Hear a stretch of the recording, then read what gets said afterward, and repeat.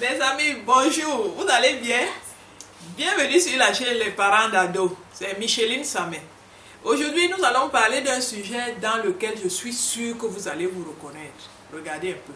Oh, laisse-le, c'est ton frère, pourquoi tu le bouscules comme ça? Laisse-le, ne l'arrête pas. Non, c'est lui qui a commencé, non, ce n'est pas moi, c'est lui qui a commencé. Oh, attendez, qu'est-ce qui se passe? Laisse-le tranquille. Ça vous dit quelque chose? C'est la violence chez les adolescents. C'est de ça que nous allons parler aujourd'hui.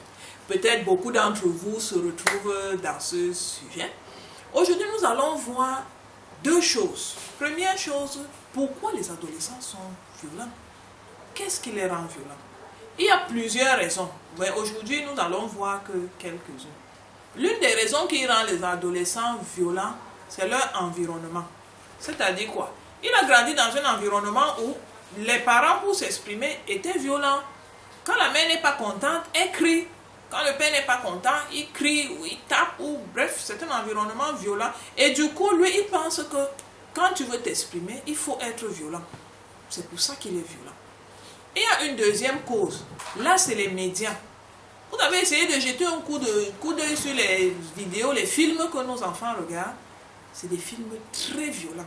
Chez nous, ici, on appelle ça les films d'action. Et est-ce que vous avez remarqué comment est l'acteur principal? Souvent, c'est celui qui est violent, dur, sans cœur. C'est lui qui est le chef de la bande. Tout le monde a peur de lui. Du coup, l'ado pense que pour se faire respecter, il faut qu'il soit dur, sans cœur, impitoyable.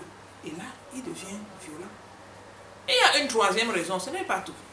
L'autre raison, c'est souvent ses propres lacunes qu'il essaye de cacher. Généralement, ça va être un ado qui a quitté l'école très tôt, prématurément. Il a essayé une formation à cause des crises d'adolescence. Il n'a pas pu terminer. Du coup, il a des lacunes et ça le rend timide. Alors, pour cacher ses lacunes, il devient très violent. Et généralement, dans ces cas-là, la violence remonte lorsque l'un de ses amis a remis en lumière l'une des choses qu'il ne sait pas faire. Il y a beaucoup d'autres choses. La dernière raison que je vais donner pour ce soir juste, c'est une raison purement physiologique. Parce que lorsque l'adolescent grandit, il y a certaines hormones qui commencent à se produire dans son corps et qui commencent à monter, qu'on appelle l'adrénaline, et d'autres, la testostérone aussi. Et ça fait que ça le rend violent malgré lui. Il est violent, mais lui-même subit cette violence. Une fois de plus, ce n'est pas toutes les causes de violence, on cite juste l'essentiel.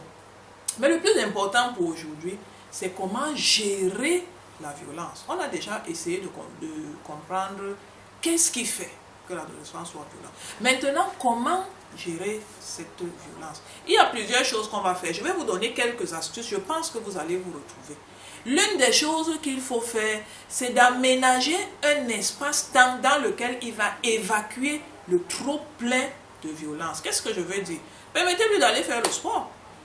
Est-ce qu'il a des amis avec qui il se sent bien? Aménagez-lui un temps où il va aller faire le sport qui lui plaît. Certains préfèrent les sports collectifs, genre football, basket, ainsi de suite. D'autres des sports individuels, certains même des sports de combat. Donc, bref, trouvez-lui un moment où il va évacuer le trop plein d'énergie qu'il a sur lui. Deuxième chose, c'est qu'à la maison, faites la promotion des comportements non violents. C'est-à-dire quoi? Instituez des règles à la maison. On n'est pas des animaux, on ne vit pas n'importe comment. Qu'il sache que dans cette maison, ici, là, quand on a fait du tort à son frère, on demande pardon. Apprenez-lui à reconnaître qu'il est un être humain et qu'il n'a pas que des droits, il a aussi des devoirs. Ça peut arriver qu'il a frustré son frère, qu'il demande pardon. Et pourquoi pas qu'il repart même la faute. Maintenant, nous-mêmes donnons aussi l'exemple. Comment est-ce que nous-mêmes nous gérons nos stress? Lorsque l'enfant voit que lorsqu'on est énervé, peut-être le patron nous a stressé au bureau, quelque chose ne va pas à la maison, on prend un verre et on le casse. L'enfant s'habitue que lorsqu'on est stressé, il faut être violent. Moi, ce que je fais avec mes ados, par exemple, c'est que lorsqu'ils ne s'entendent pas, je donne alternativement la parole aux deux. Pas au même moment, tout le monde ne parle pas au même moment. Et j'insiste pour que celui qui est en train de parler aille jusqu'au bout et que son frère supporte qu'il finisse de parler, même si c'est une bêtise qu'il dit. Que son frère qui supporte de parler, qu'il finisse de parler, et lorsqu'il aura fini, lui aussi va prendre la parole, et puis son frère va aussi écouter. Et lorsque tous les deux se sont exprimés, ensemble, nous cherchons une solution. Chers parents, ne tombez pas dans le piège des enfants. Lorsque l'enfant vient se plaindre de quelque chose, si vous vous précipitez à donner la solution, généralement c'est une mauvaise justice que vous allez rendre. Parce que si vous creusez juste un peu, vous allez vous rendre compte que ce qu'on vous a dit, c'est juste la partie qui a fait problème. Généralement, il y a d'autres choses qui se sont passées avant qu'on ne vous dit pas. Donc, n'essayez pas de trancher, mais essayez de trouver une solution qui arrange la majorité. Voilà, c'est tout ce que je voulais partager avec vous. Si cette vidéo vous a plu, à la fin, vous allez laisser vos commentaires, s'il vous plaît, pour que nous voyons ensemble comment est-ce que vous gérez la violence de vos ados ou de ceux dont vous avez la charge. Et si ça va, vous avez 3 choses à faire. Première chose à faire, vous allez sur la chaîne YouTube Les Parents d'Ados, vous vous abonnez à la chaîne. Ça vous permet de ne rater aucune des vidéos. Deuxième chose que vous allez faire, vous allez visiter le site lesparentsdadolescents.com et vous inscrire à la newsletter. Ça vous permet d'être au fait de toute l'actualité des parents d'adolescents.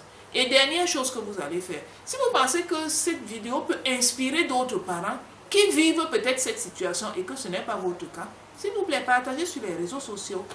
Voilà, à mardi prochain. Bye bye.